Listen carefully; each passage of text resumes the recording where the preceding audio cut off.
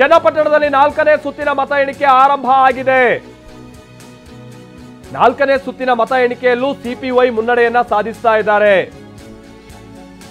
ಚನ್ನಪಟ್ಟಣದಲ್ಲಿ 4ನೇ ಸುತ್ತಿನ ಮತ ಎಣಿಕೆ ಆರಂಭ ಆಗಿದ್ದು ಸಿಪಿ ಯೋಗೇಶ್ವರ್ ಮುನ್ನಡೆಯನ್ನ ಸಾಧಿಸ್ತಾ ಇದ್ದಾರೆ।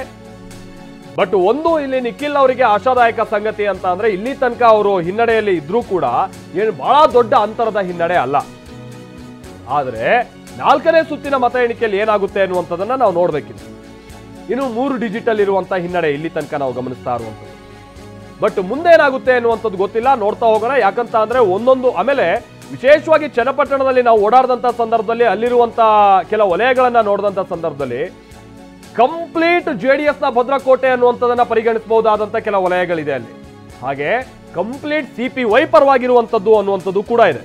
ಹಾಗಾಗಿ ಒಂದೊಂದು ಬೂತ್ನ ಇವಿಎಂಗಳು ಓಪನ್ ಆದಂತ ಸಂದರ್ಭದಲ್ಲಿ ಈ ಸಣ್ಣ ಪುಟ್ಟ ಲೆಕ್ಕಾಚಾರ ಇದೆಲ್ಲ ಬುಡ ಮೇಲೆ ಆಗಿ ಹೋಗ್ಬೋದು, ಆ ರೀತಿಯಾಗಿ ಅಲ್ಲಿ ಸಂಗತಿ ಇರುವಂತದ್ದು। ಅಗೇನ್ ನಾವು ಇನ್ನೊಂದು ಸಂಗತಿಯನ್ನ ನಾವು ಚನ್ನಪಟ್ಟಣ ಓಡಾಡದಂತ ಸಂದರ್ಭದಲ್ಲಿ ನಮ್ಗೆ ಗಮನಕ್ಕೆ ಬಂದಿದ್ದು ಅಂತ ಅಂದ್ರೆ ಅಲ್ಲಿ ಬಹಳ ಕಾಂಗ್ರೆಸ್, ಬಹಳ ಡಿ.ಕೆ. ಬ್ರದರ್ಸ್ ಅನ್ನುವಂಥದ್ದಕ್ಕಿಂತ ಹೊರತಾಗಿ ಸಿಪಿ ಯೋಗೇಶ್ವರ್ ಅನ್ನುವಂತ ಮತಗಳು ಬಹಳ ಇದೆ।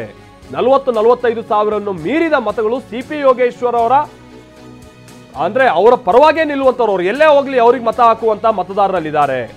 ಹೀಗಾಗಿ ಈಗ ಏನೇ ಹೇಳ್ಬೋದು, ಸೋತ್ರೆ ಅವ್ರ ಕ್ರೆಡಿಟ್, ಗೆದ್ರೆ ಮತ್ತೊಬ್ರು ಕ್ರೆಡಿಟ್ ಅಂತ, ಬಟ್ ಬಹುತೇಕ ಅದು ಸಿಪಿವೈ ಕ್ರೆಡಿಟ್, ಅದು ಸೋತ್ರು ಅವರೇ ಗೆದ್ರು ಅವರೇ ಅನ್ನುವಂತ ರೀತಿಯಾಗಿ ಅಲ್ಲಿನ ಗ್ರೌಂಡ್ ಲೆವೆಲ್ ಅಲ್ಲಿ ನಾವು ಗಮನಿಸಿದಂತ ಸಂಗತಿಯಾಗಿದೆ। ಜಾರ್ಖಂಡ್ ಅಲ್ಲಿ ಎನ್ಡಿಎಗೆ 36 ಕ್ಷೇತ್ರಗಳ ಮುನ್ನಡೆಯನ್ನ ನಾವು ಗಮನಿಸ್ತಾ ಇದ್ದೀವಿ। 29 ಕ್ಷೇತ್ರಗಳಲ್ಲಿ ಇಂಡಿ ಮೈತ್ರಿಕೂಟದ ಅಭ್ಯರ್ಥಿಗಳು ಮುನ್ನಡೆಯಲ್ಲಿದ್ದಾರೆ। 29 ಕ್ಷೇತ್ರಗಳಲ್ಲಿ ಜೆಎಂಎಂ ಹಾಗೆ ಕಾಂಗ್ರೆಸ್ ಮುನ್ನಡೆಯನ್ನ ಸಾಧಿಸಿದ್ರೆ ಬಿಜೆಪಿ 36 ಕ್ಷೇತ್ರಗಳಲ್ಲಿ ಮುನ್ನಡೆಯನ್ನ ಸಾಧಿಸಿರುವಂತದನ್ನ ನಾವು ಜಾರ್ಖಂಡ್ ನಲ್ಲಿ ನಾವು ಗಮನಿಸ್ತಾ ಇದ್ವಿ।